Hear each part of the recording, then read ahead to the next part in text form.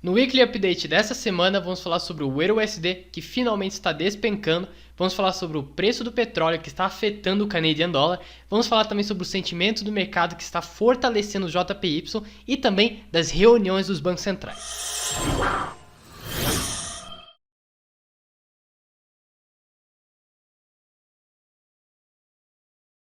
Então, pessoal, como a gente pode ver aqui durante a semana, as moedas que mais se fortaleceram foi o GBP, o JPY e também o USD. A gente vai falar um pouco de cada uma delas, mas primeiro vamos começar pelos commodities.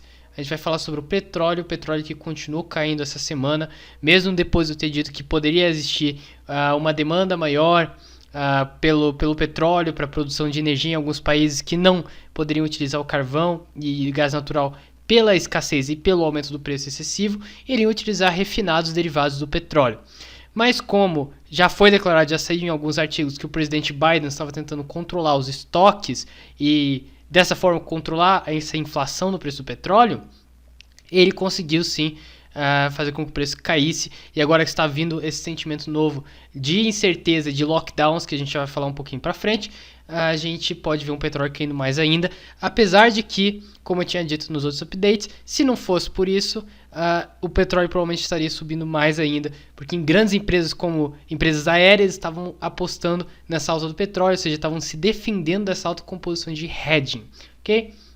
Isso está fazendo com que o nosso CAD JPY, que é um grande exportador, esteja perdendo força, até porque o Canadá também teve alguns desastres lá naturais, que também afetou a produção de petróleo, mas isso junto com o preço do petróleo caindo e também os bond spreads agora dando uma correção para baixo, fizeram com que o CAD JPY se desvalorizasse, ok? Vamos falar da Europa também, o euro, que foi a moeda que mais se desvalorizou essa semana, perdendo muito valor desde o início da semana, não ficou positiva nenhuma vez em relação às outras moedas.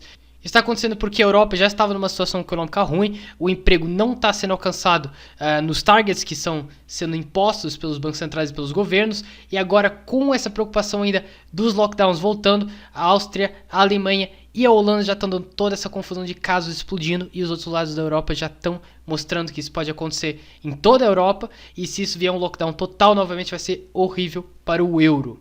A gente pode ver também aqui a bond spread de 2 anos da Alemanha em relação dos Estados Unidos. A gente vê uma queda gigantesca, já vem há muito tempo acontecendo, e o EURUSD acompanhando também o índice econômico, o índice Economic Surprise Index da Europa, menos o dos Estados Unidos. A gente vê também que está acompanhando esse movimento de queda no EURUSD.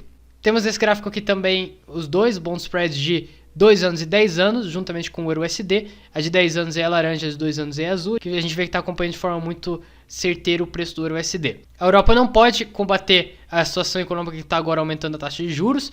A gente tem o exemplo da inflação, que é um exemplo bom que está batendo recordes e traz de recordes, mas eles não podem aumentar a taxa de juros, nem é uma possibilidade cogitada pelo Banco Central, isso porque iria afetar muito mais do que ajudar essa expansão que eles estão tentando ter na economia da Eurozone, e iria afetar grandes países endividados, como por exemplo a Itália, também causar muita turbulência no mercado de títulos públicos, ou seja, aumentar a taxa de juros não é uma opção na Europa.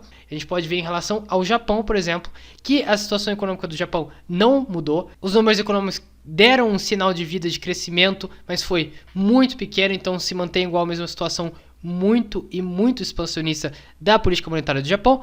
Porém, como a gente está vendo essa incerteza no mundo inteiro, a moeda do Japão é conhecida por ser um safe haven, ou seja, uma moeda segura.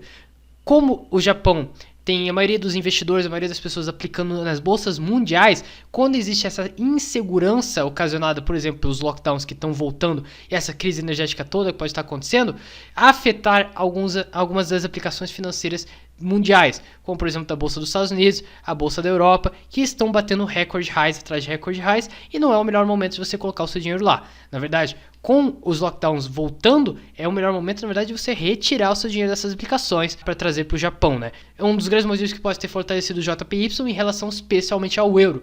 Por isso a gente vê em relação ao USD, a gente vê esse fortalecimento também, mas não tão intenso quanto foi no euro. A gente vê aqui essa correção bem grande que está acontecendo no USD JPY.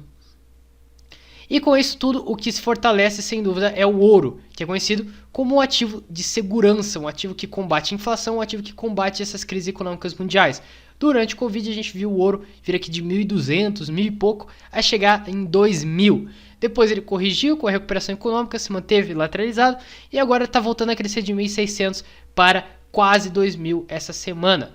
Então, o ouro é um ativo que pode voltar a crescer bastante com essa crise toda que está acontecendo. Bem, vamos falar da Nova Zelândia, que tem a reunião do Banco Central essa semana, uma reunião que é quase de certeza o aumento da taxa de juros. A maior discussão, a maior dúvida está sendo se vão aumentar a taxa de juros em 0,25 ou 0,5. Mais provável é que seja 0,25, mas o mercado já está numa expectativa que possa aumentar mais ainda para tentar combater pressão inflacionária, combater também a situação que o desemprego está num recorde de baixa, que é algo bom para o país, mas pode dar uma pressão inflacionária muito maior. Com isso, o Banco Central tem que tomar essas medidas, né? E também o mercado imobiliário que está com um boom muito grande, muito aquecido. Então, esses três fatores são os motivos principais de que a Nova Zelândia está aumentando a taxa de juros. O NZD tem apenas um problema que a gente está de olho, que é a relação com a China, porque a China está tendo muitos problemas econômicos, especialmente com a produção deles, né? Ou seja, com esse problema todo de crise energética, eles mandaram várias fábricas fecharem e essa questão da exportação para o mundo inteiro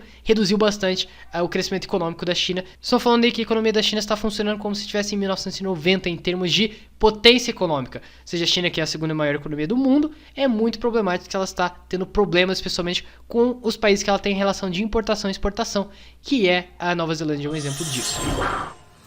O AUD, por outro lado, é uma moeda que está enfraquecendo cada vez mais e mais. O AUD, que há tempos atrás estava com uma expectativa de aumento da taxa de juros, não aconteceu. Os casos de Covid aumentaram exponencialmente quando eles simplesmente abandonaram o lockdown.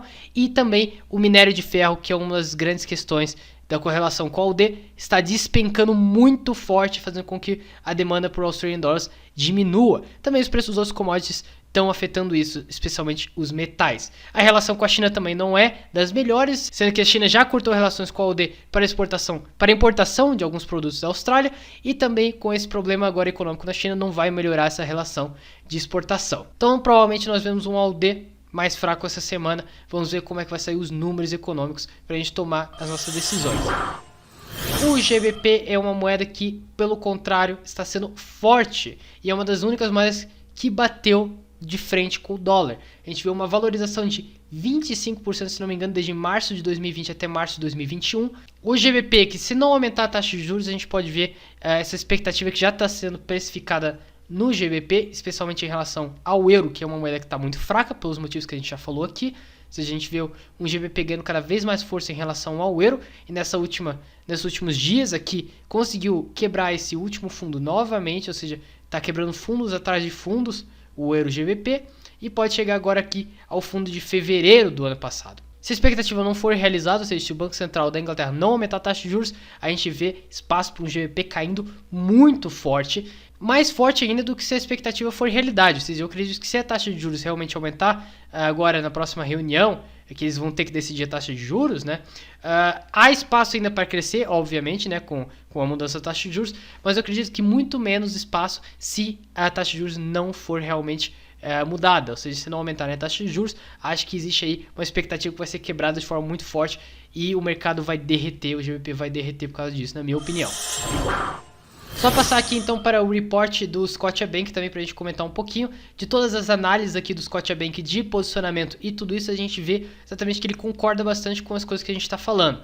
A gente tem aqui um euro bearish, ou seja, um euro com uma tendência de queda, um GBP que no momento se encontra bearish, um AUD que sem dúvida vai com nossa relação, nossa análise econômica que está bearish ainda, especialmente por causa dos commodities e da relação de exportação. O NZD aqui então está com uma tendência bullish pela mudança da taxa de juros, então vamos ver o que isso pode acontecer. O JPY que continua bearish na análise fundamentalista, isso porque a valorização que ele teve essa semana, ela se deve a exatamente aquela reentrada de capital na economia pela retirada do dinheiro dos outros lugares, das aplicações financeiras que os investidores do Japão têm nos outros lugares do mundo, né? Com essa incerteza mundial, especialmente por causa do Covid voltando, os lockdowns voltando, esse dinheiro volta para o Japão e cria demanda para o JPY. Então ele corrigiu muito forte por causa disso, mas a tendência continua bearish porque a macroeconomia, a análise macroeconômica do Japão se mantém igual. E por outro lado a gente tem um gold bullish e a tendência se intensificando, porque a gente vê a situação econômica de volta a ficar turbulenta, então a gente vê aí um gold bullish, porque os investidores gostam de proteger o seu dinheiro nessas situações.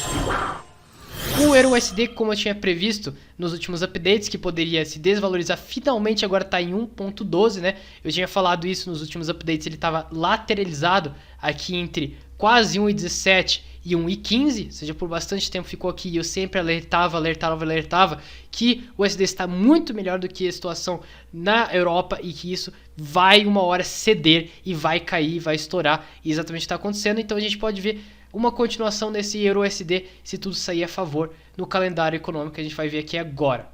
Então para a próxima semana a gente tem muita coisa do NZD importante e do AUD importante logo de início. Temos PMI e Retail Sales. Também temos duas coisas aqui para o euro, mas não tão importantes com o que a gente vai ver em seguida agora na terça-feira, que temos PMI na França e na Alemanha. Então a gente tem aqui coisas importantíssimas para ver em situação do euro, para ver se piora ainda essa tendência de queda. Temos também o PMI no GBP, vai ser também muito importante para a gente ver se vai continuar essa pressão inflacionária ou não na Grã-Bretanha, mas a gente acredita que na verdade vai dar uma esfriada no PMI, que isso pode acabar um pouco os ânimos no GBP e talvez até trazer uma certa tendência de queda com essa esfriada que vai dar o PMI. Temos também Manufacturing PMI Services PMI na terça-feira para o USD. Muito importante a gente olhar a previsão está que aumente, isso pode dar mais pressão para o Banco Central dos Estados Unidos também. E temos no final da terça-feira o NZD com a taxa de juros com a previsão de aumento de 0,25%, como eu falei para vocês, mas pode aumentar mais ainda com uma surpresa de mercado. Temos o CPI do Japão na quarta-feira com previsão de ser abaixo do último que saiu, então pode trazer essa tendência de queda de novo para o JPY. Temos mais eventos para o USD, como bens duráveis, ou seja, a ordem de bens duráveis pelas fábricas dos Estados Unidos e também Unemployment Claims, que os Estados Unidos está começando a caminhar para esse retorno de recuperação dos empregos. Vamos ver se isso continua, está dando Unemployment Claims menor, pode também dar força para o USD. Temos também Price Index aqui acontecendo na quarta-feira e alguns outros eventos de tarde aí, a partir do meio-dia, para o USD. Mas o mais importante, às 4 horas do Banco Central, FOMC Meeting Minutes, vamos ter a minuta e a gente tem que ler essa minuta para saber qual é agora as coisas mais importantes que o Banco Central está de olho na economia dos Estados Unidos. Também temos na quinta-feira o Banco Central da Inglaterra falando, isso é muito importante para a gente saber se realmente essa expectativa do mercado vai permanecer bullish para o GBP ou não. Retail Sales no AUD também é importante a gente estar de olho, tá com a previsão de aumento, isso vai ser quinta-feira. Vamos ver se isso vai trazer uma certa positividade ou não para o AUD. Sexta-feira tá bem calma, na verdade a gente só tem o Banco Central da Europa falando, que é coisa muito importante, obviamente, e também temos aqui o German Import Prices, também é bom a gente dar uma olhada, juntamente com o GDP da Suíça. Então pessoal, por essa semana foi isso, espero que vocês tenham gostado desse Weekly Update. Se vocês gostaram desse vídeo, não esqueçam de deixar o vosso like e seguir a gente nas redes sociais para ter acesso a mais conteúdos como esse. Um abraço a todos e até a próxima. Tchau, tchau.